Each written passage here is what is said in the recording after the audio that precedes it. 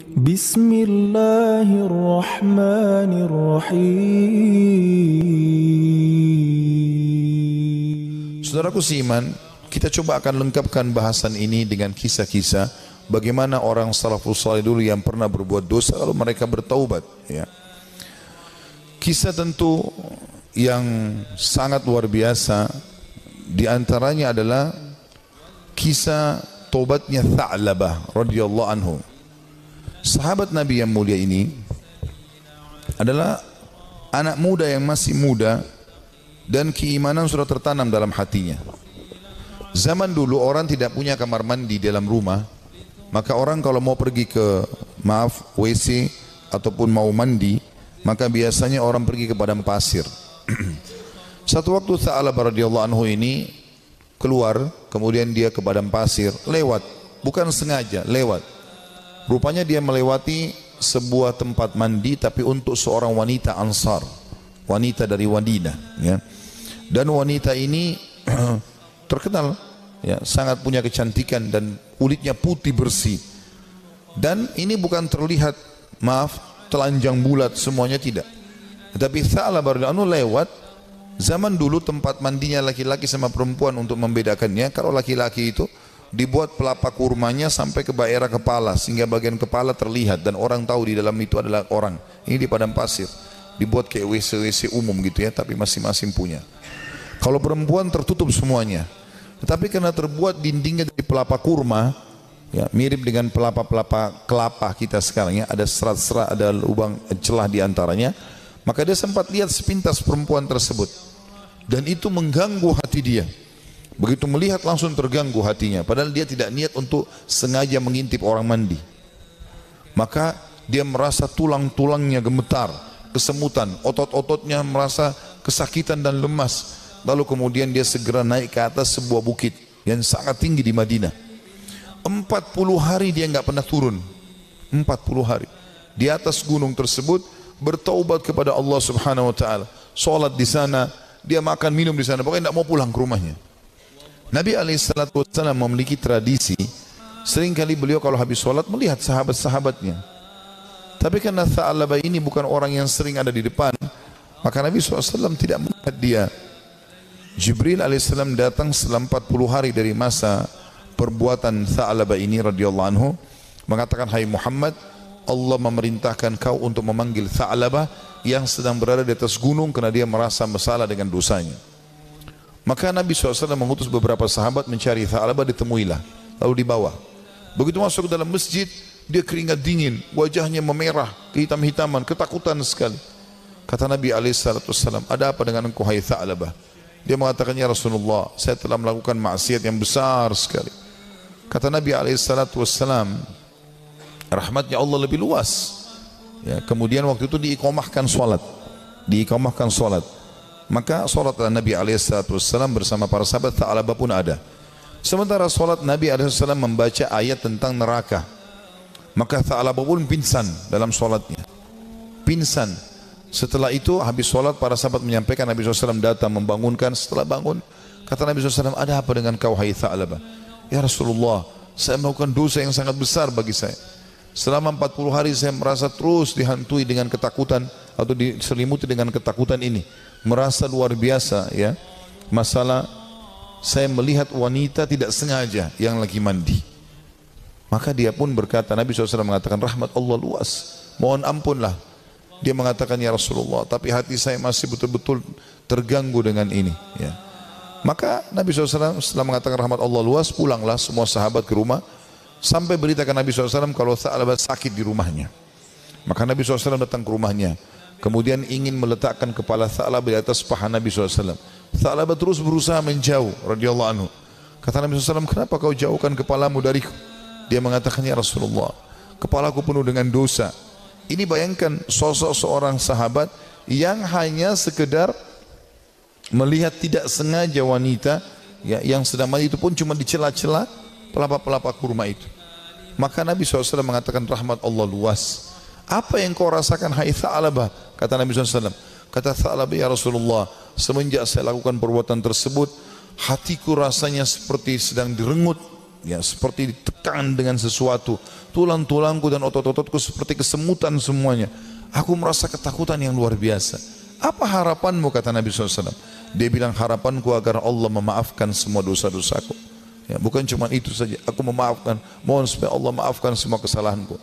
Maka Nabi SAW mendapat wahyu dari Jibril AS. Jibril mengatakan, sampaikan kepada Tha'labah, hai Muhammad, kalau Allah sudah memaafkan bukan cuma itu tapi semua dosanya. Maka Nabi SAW mengatakan, hai Tha'labah, terimalah berita gembira, karena sungguhnya Tuhanmu Allah telah memaafkanmu, dan ini Jibril datang menyampaikan wahyu itu. Maka Tha'labah pun bergembira, senyum, kemudian dia bertakbir lalu meninggal dunia. Maka pada saat dia wafat, teman-teman sekalian radhiyallahu anhu, sahabat Nabi yang mulia, saking takutnya dengan Allah sampai mati, meninggal, ajalnya datang. Waktu itu Nabi SAW mengatakan, urus jenazahnya segera, kita kuburkan, dimandikan segala macam, disolati. Habis sholat lagi mau diantar ke kuburan, Nabi SAW jalan sambil jingkrak-jingkrak, ya sedikit beliau jinjitkan kakinya. Kata para sahabat, ya Rasulullah, kenapa anda lakukan itu? Kata Nabi SAW, saya merasa malu dengan para malaikat, dan saya tidak bisa menghitung jumlah mereka yang sedang datang melayat jenazahnya Tha'labah radhiyallahu anhu. Sahabat Nabi yang mulia memberikan pelajaran kepada kita bagaimana mereka bertaubat kepada Allah Subhanahu wa ta'ala. Ada juga kisah yang lain, dan kisah ini mirip seorang tukang jagal hewan, suka menyembelih hewan, dengan juga ada pernah kisah seorang, ya, tukang fitnah. Dua-duanya mirip kisahnya, tapi saya satukan saja. Ini disebutkan oleh para ulama tentang kisah tobatnya orang-orang terdahulu.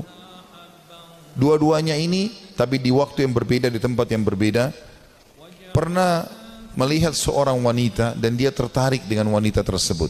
Ya. Hampir setiap hari dia melemparkan godaannya kepada wanita-wanita ini. Selalu melemparkan kata-kata rayuan, tatapan mata, apalah, berikan hadiah segala macam, sampai membuat wanita ini tertarik. Tapi wanita ini orang beriman kepada Allah, tidak mau sama sekali, tidak tergoda. Diajak jalan sama-sama tidak mau, diajak ngobrol tidak mau.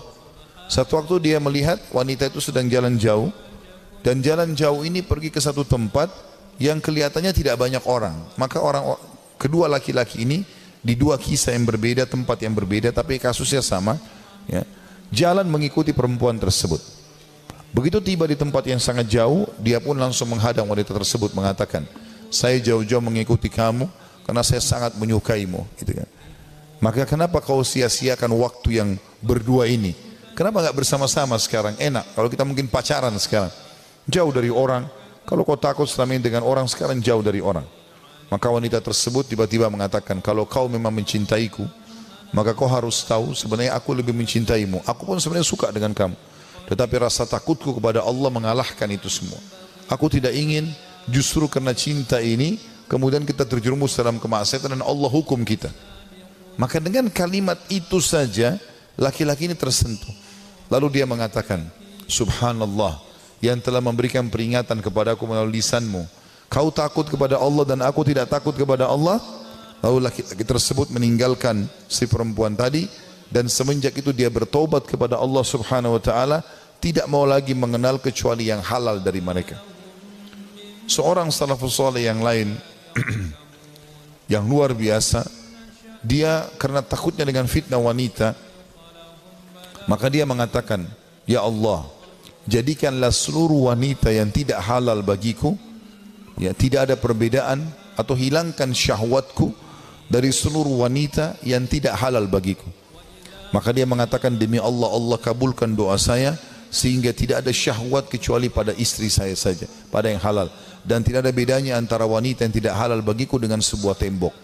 Artinya betul-betul mereka ingin menjaga diri dari perbuatan yang salah. Dinukil kisah yang lain, seorang anak muda. Ini kenapa saya sebutkan banyak kisah anak muda, karena memang anak-anak muda yang banyak terjerumus dalam kemaksiatan, karena mereka punya potensi, energi, ya, banyak sekali kesempatan, dan ingin tahu sesuatu itu lebih besar daripada orang yang sudah berumur. Walaupun memang orang berumur pun bisa terjadi, tapi umumnya orang kalau sudah tua khawatir berbuat dosa. Maka ada seorang anak muda selalu berbuat maksiat di zaman Nabi Musa alaihissalam, sibuk dengan dosa-dosa yang dia lakukan. Setiap hari diingatkan, Nabi Musa tidak mau tahu.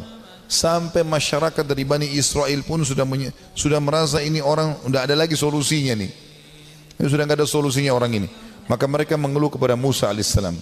Allah pun berfirman kepada Musa melalui Jibril alaihissalam, usir anakmu itu dari negerimu. Tidak boleh lagi ada di sana dia. Maka Musa alaihissalam menyampaikan kepada Bani Israel, kalau Allah sudah menurunkan firman-Nya menguruh anak muda ini diusir. Maka anak muda pun itu diusir dari kota tempat Nabi Musa alaihissalam dengan Bani Israel tinggal. Terus saja dia jalan sampai tiba di sebuah padang pasir yang luas.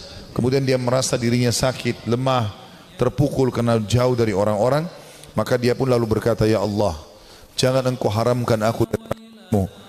Aku tahu aku telah berbuat dosa, tapi rahmat-Mu jauh lebih luas. Aku bertobat dan beristighfar kepadamu dari seluruh dosaku ya Allah, maka maafkanlah aku. Terus dia ucapkan permohonan maafnya kepada Allah sampai 3 hari berturut-turut. Setelah itu dia meninggal dunia, si anak muda ini. Setelah dia meninggal dunia sendirian di padang pasir itu dengan kondisi menyesali kesalahannya, maka dia pun Musa pun alaihissalam didatangi oleh Jibril. Jibril mengatakan, hai Musa, Tuhanmu Allah memberikan perintah kepadamu agar engkau keluar ke padang pasir ini, dan itu disebutkan cirinya. Di sana ada satu wali Allah yang Allah suruh kau mengurus jenazahnya. Maka